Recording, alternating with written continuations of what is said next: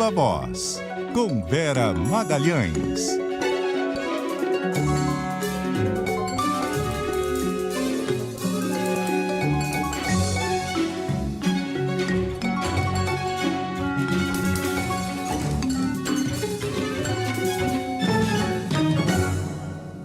Olá, boa noite, boa sexta-feira a todos, são 6h03 e o Viva Voz, resumo da semana, tá no ar. Boa noite, Carol.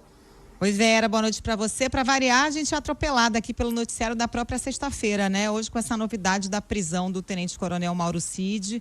Ele já tinha sido indiciado junto com o ex-presidente Bolsonaro pela fraude nos cartões de vacina. E aí fica aquela dúvida se essa nova prisão do Cid coloca em risco sua delação, né? Coloca, Carol. Tem muita gente na Polícia Federal e no Supremo até defendendo que seja revogada a homologação já feita da delação premiada do Cid. Ele fez 7 depoimentos já, desde que foi aceita a sua colaboração, depoimentos longos, de muitas horas, e foi depois de um deles que ele teve uma conversa em tom de desabafo com um amigo, e essa conversa foi gravada, e esses áudios foram parar na revista Veja. E nessas gravações ele faz uma série de acusações graves em relação à própria PF e ao ministro Alexandre de Moraes, dizendo que foi coagido a dizer tudo aquilo que disse, que eles já chegam com uma narrativa pronta, que ele tem só de corroborar, e que quando ele conta as coisas como, segundo ele, teriam acontecido, eles dizem que é impossível que tenha acontecido daquela maneira, e dizem que não aceitam e tentam reconduzir o seu depoimento para outro lugar. Ele fala que o Alexandre de Moraes é a lei, que ele prende, ele solta como quiser, quando quiser, sem Ministério Público, sem acusação e sem nada. Diante da reportagem da Veja, houve ali uma convocação para que ele fosse depor de novo. Ele negou o teor desses áudios no seu depoimento, a defesa até soltou uma nota atribuindo tudo um desabafo com amigos, mas sem querer ofender a autoridade policial, nem o ministro Alexandre de Moraes. Mas o fato é que ele saiu de lá preso, consta que até teve um ciricutico quando disseram que ele voltaria para a prisão, deu uma desmaiada, e aí depois disso ainda houve uma nova busca e apreensão na casa dele. Então, eu acho que corre um sério risco, sim, de ser cancelado, até porque o diretor-geral da Polícia Federal, em entrevista a Miriam Leitão, disse que isso não vai passar incólume, que não se pode fazer essas acusações dessa gravidade à PF e ao Supremo e passar incólume. Então, eu acho que corre bastante risco. Agora, Vera, consta que nesse depoimento de hoje o Cid disse que não teve coação na delação, ele assinou, enfim, concordou com essa delação quando ela foi homologada, mas esses áudios que vazaram agora e chegaram até a revista Veja já estão sendo utilizados pelo entorno do ex-presidente Jair Bolsonaro, né, para querer invalidar a delação do Cid, dizer que tudo que ele disse falou sob coação. Invalidar a delação e também pedir que não seja acatado, por exemplo, o primeiro pedido de indiciamento do Bolsonaro, né, o primeiro indiciamento dele. Exatamente, né? Vão ser agora usados, esse áudio agora está sendo usado para fazer esse auê, para tentar fazer uma certa lavajatização, né, dessa delação do Cid. Uma certa lavajatização, com certeza, Carol, porque as acusações vão ser da mesma natureza, né? A gente se lembra que havia essa acusação na Lava Jato, que isso ficou mais forte depois da Vaza Jato e que quando vieram à tona os diálogos ali dos procuradores combinando estratégias e combinando até com o juiz Sérgio Moro, começaram a aparecer mais casos de delatores que disseram que foram coagidos a fazer a delação da maneira como ela foi feita.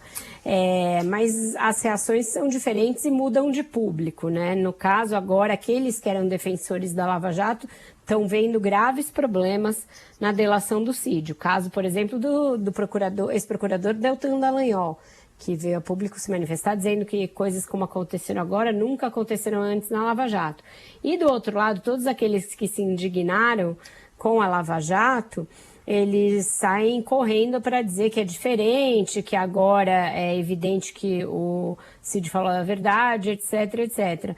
O que eu acho é que a gente precisa ter uma normatização mais clara de como devem ser feitas as delações. Já houve várias rodadas de discussão sobre isso, quem pode fechar, quem não pode, só Ministério Público, só PF, os dois, e hoje em dia prevalece a visão de que tanto a PF quanto o Ministério Público são aptos a fechar delações, mas o tipo de ambiente que tem que se dar esses depoimentos, eles têm de ser todos gravados em vídeo, para evitar esse tipo de crítica. Porque é lógico que o sujeito, quando está pego em um monte de acusação, como é o caso desse tenente-coronel Mauro Cid, ele vai tentar fazer uma delação para reduzir a sua pena.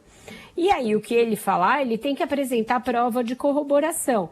Mas também a autoridade policial e o Ministério Público têm de se cercar de cuidados para não dar margem a esse tipo de acusação posterior.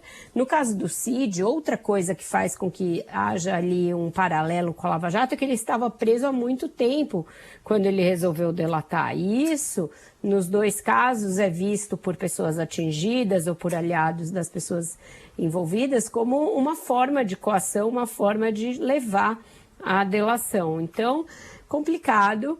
Eu acho que pode sim ensejar recursos do Bolsonaro e dos demais investigados. O que as autoridades dizem é que, ainda que seja invalidada a delação do Mauro Cid, eles têm prova suficiente para seguir com as acusações. Tanto que quando estourou todo aquela fase grave dos depoimentos, vocês se lembram que eu falei assim, olha gente, essa gravação não surgiu na delação do Mauro Cid, ela já tinha sido pega numa busca-apreensão anterior. E muitos outros casos graves surgiram antes da delação dele. Eu sempre me perguntava o que mais ele pode ter entregado de relevante se eles já tinham tanta coisa fruto da investigação no celular dele, da busca na casa dele. Então, essa invalidação não resolve a vida de quem foi delatado por ele, até porque outros depoentes confirmaram coisas graves em relação a Bolsonaro, aos generais, etc. O caso do general Freire Gomes e de outros. Então, não, eu acho que não invalida as investigações, só piora a situação para o próprio Mauro Cid. Bom, vamos falar agora do governo, porque a semana foi marcada por uma tentativa aí de colocar ordem na casa, melhorar a imagem depois daquelas pesquisas que mostraram piora na avaliação do governo Lula até agora. A gente teve alguns passos aí nesse sentido, Vera? Teve alguns passos. A ministra Anísia Trindade, que vinha numa espiral ali de fritura por parte do Congresso e de desgaste pela dificuldade de combater a epidemia de dengue e também as recentes revelações do caos no sistema de hospitais federais aí no Rio de Janeiro, ela levou um chacoalhão na reunião e a partir disso parece ter começado a agir, trocou algumas pessoas da equipe, reestruturou a distribuição das vacinas da dengue e a forma do Ministério atacar a epidemia.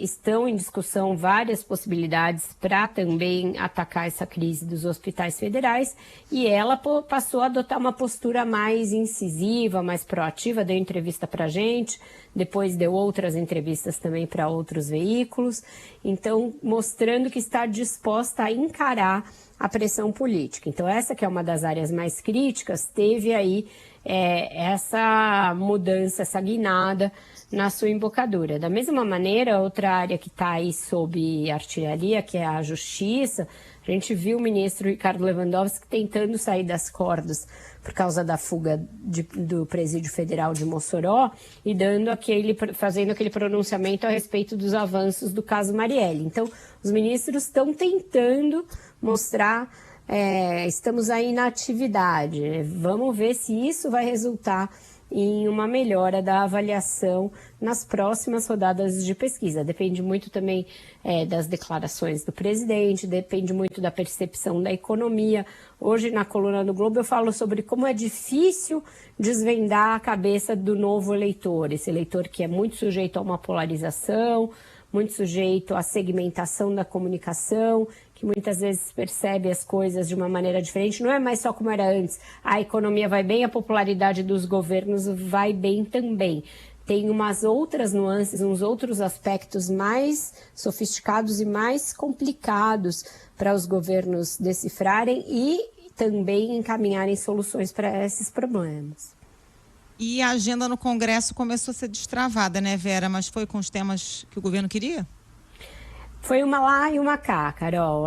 O governo precisava resolver essa novela da reforma do ensino médio, porque se perdeu um ano com isso, e até depois da nossa entrevista de ontem com o ministro Camilo, eu ouvi muitas críticas ao fato de que tudo que ele diz, né, você perguntou para ele do Plano Nacional de Educação, perguntamos da Base Nacional Comum Curricular, para tudo ele diz, nós vamos se reunir, nós vamos montar um grupo, nós vamos ouvir, nós vamos fazer uma escuta. Então, tudo no MEC tem prazos muito dilatados. Os especialistas e as entidades que acompanham a educação veem o Ministério muito cooptado pelos sindicatos, pelas corporações. E isso faz com que ele ande com uma velocidade mais lenta do que o governo gostaria. Mas ter destravado essa novela do ensino médio era fundamental para definir o Enem, para definir a vida das redes aí Brasil afora. Então, isso para o governo foi importante. Precisa também andar rápido no Senado. Agora tem uma pressão para isso, para que ande rápido no Senado. Mas a outra pauta que foi aprovado, o outro projeto, que põe fim às saidinhas, esse coloca o governo numa certa saia justa entre a sua posição histórica e a sua posição ideológica em relação a isso, de entender que é um direito, que está garantido na Constituição, que é importante para a ressocialização dos presos, etc. E o clamor que existe na população, e aí na população de várias camadas sociais, contra o benefício da saidinha, que hoje é considerado uma maneira das pessoas fugirem e voltarem a cometer crimes. Isso é o que está disseminado no imaginário popular. Então, para o governo, o que se coloca é um dilema nesse caso, entre vetar e não vetar.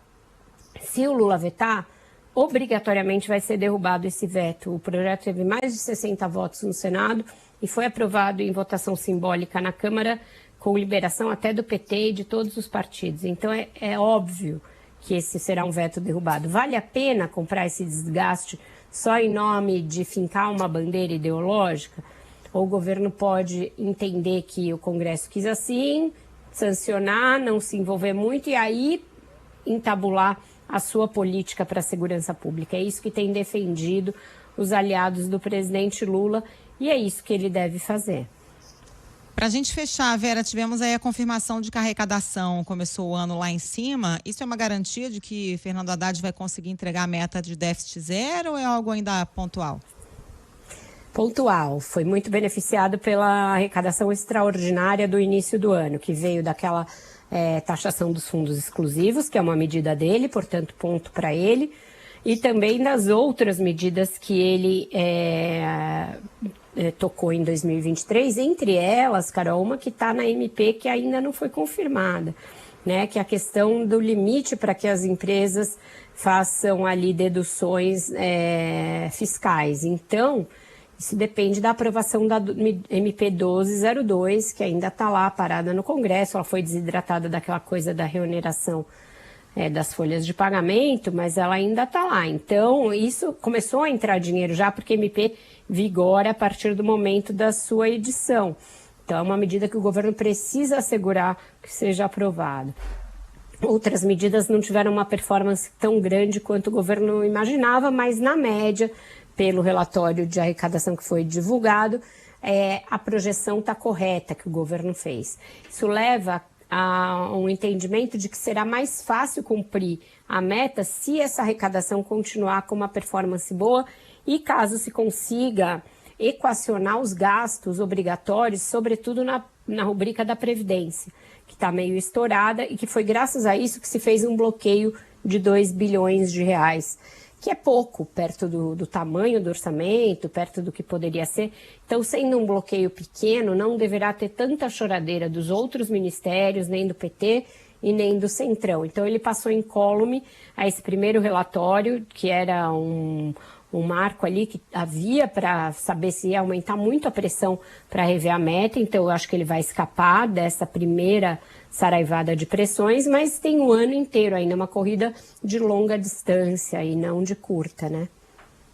Vamos com música, Vera, pra gente sextar? Vamos, por falar em corrida, a música chama Running, é um novo single do Pure Jam, que vai lançar um álbum esse ano de inéditas depois de bastante tempo. Foi uma sexta aí cheia de lançamentos para quem gosta de música, desde essas bandas mais conhecidas como Pure Jam, até outros artistas mais independentes, que são mais o meu estilo, que eu postei algumas coisas nas minhas redes, não ia me atrever a trazer aqui, que é muito hermético. Então vamos com uma banda que todo mundo gosta, todo mundo conhece, com o Pure Jam.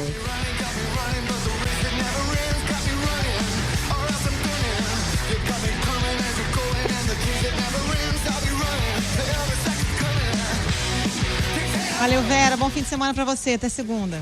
Para você também, Carol, para todos aí no Rio. Parabéns para Malu Gaspar, que faz aniversário hoje. Viva! Cinquentou. E até segunda-feira. Beijo, Vera. Beijo pra Malu.